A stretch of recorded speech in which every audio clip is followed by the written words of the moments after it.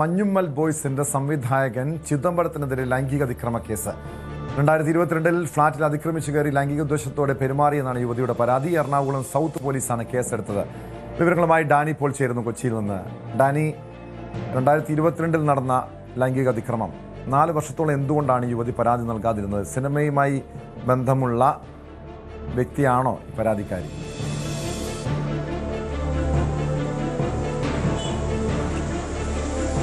Tom, ഇത് സിനിമയുമായി ബന്ധമുള്ള വ്യക്തി തന്നെയാണ് പരാതിക്കാരി. അവരൊരു നടിയാണ് എന്നതാണ് മനസ്സിലാക്കാനായിട്ട് സാധിക്കുന്നത്. നേരത്തെ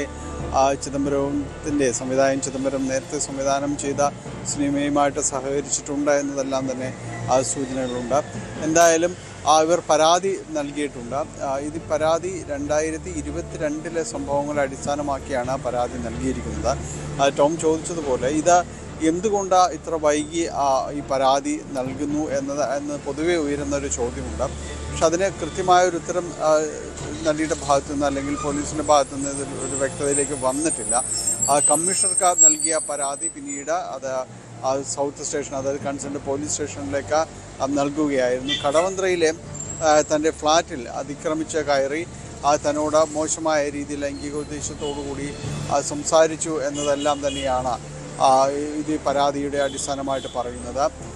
ഈ ഭാരതീയ ന്യായ സംഹിത പ്രകാരം 74, 75 വകുപ്പുകൾ പ്രകാരമാണ് പോലീസ് കേസ് രജിസ്റ്റർ ചെയ്തിരിക്കുന്നത്. ഇനി കേസിൻ്റെ തുടർ നടപടികളിലേക്ക് പോലീസ് കടക്കും. അതിനു മുൻപ് ഇവരുടെ വിശദമായ രീതിയിലുള്ള മൊഴി എടുക്കണം എന്ന നടിയുടെ. അതിനുശേഷം ചിദംബരത്തെ വിളിച്ചു വരുത്തി ചോദ്യം ചെയ്യുകയും അതിൽ മറ്റ് നടപടികൾ, അറസ്റ്റ് അടക്കമുള്ള നടപടികളിലേക്ക് പോകേണ്ട സാഹചര്യങ്ങളാണെങ്കിൽ ആ രീതിയിലേക്ക് തന്നെ പോലീസ് പോവുകയും ചെയ്യും. ഏതായാലും മൊഴി എടുക്കണം. എടുത്തതിന് ശേഷം ഈ തെളിവ് ശേഖരിക്കലടക്കമുള്ള കാര്യങ്ങളുണ്ട്. അപ്പോൾ ഇതിന് ഇത്രയും വർഷത്തെ ഒരു പഴക്കം, 4 വർഷത്തോളം പഴക്കമുള്ള ഒരു പരാതിയാണുള്ളത്.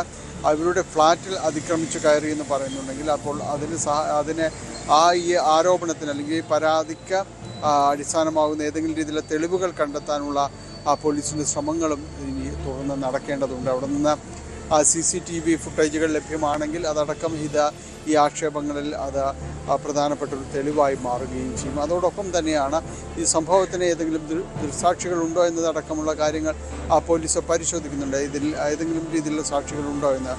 പ്രത്യേകിച്ച് ഇതിൽ തെളിവെടുപ്പ് എന്ന് പറയുന്നത് തന്നെയായിരിക്കും ഒരു ബുദ്ധിമുട്ടുള്ള ഒരു പ്രോസസ്സായിട്ട് കാര്യങ്ങൾ വരുന്നത്.